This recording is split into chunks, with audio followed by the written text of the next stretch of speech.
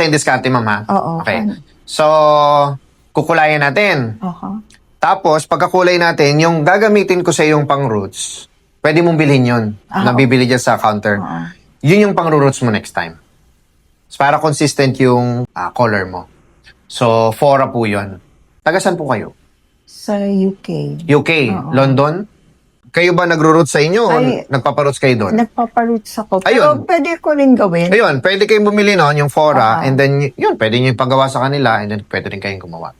So, yun ma'am, para consistent. And then, yung Fora, yun yung pang-maintenance Kailangan mo. ko yung treatment. Bibili ako. Kasi may sulfate-free shampoo na rin. Ayun po, Fora. Ayun. Ay, hindi Fora. Ibang brand. Pero I'll try your shampoo. Try nyo ma'am, kasi design talaga yun for us, Filipino. So, yun. Ipipresent naman po sa inyo later. Ha? Okay. Sige. So, Sige, pagandahin mo. Oo, ma'am. Thank you. Akong bahala. Unang tingin ko pa, alam ko na gagawin sa'yo eh. Sige, ma'am. Pa-start ko na muna, ma'am. Ha? Sige. Kayo ba nagkukulay, ma'am, ng roots nyo? Oo, minsan. Pero kung minsan pumupunta ako sa... Okay, so para lang kaalaman nyo, ito yung ginamit namin sa inyong roots.